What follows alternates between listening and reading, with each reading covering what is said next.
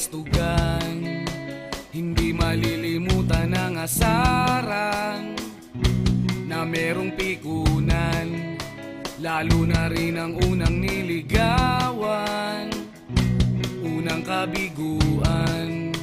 At dyan nasiseryoso ang usapan, ang pagdadamayan ng tunay at tapat na kaibigan. Kung mga buwan,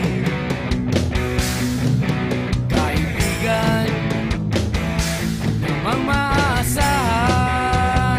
Oh, di na tayo babata, edad may di nahahalata. Sa mga trip, unti-unti na tayong nagsasawa. Pero kahit ganon, barkadang matatag hanggang sa ngayon. Minsan man magkita, tiyak may kwela, yan ang aking mga tropa.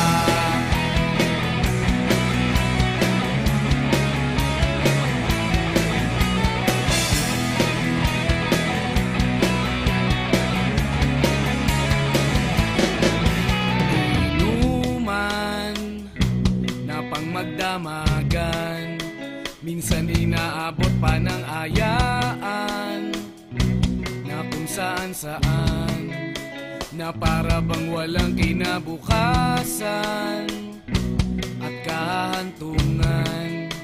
At dyan nasiseryoso ang usapan, ang pagpapayuhan ng tunay at tapat na kaibigan. Kung mga baliw, kaibigan namang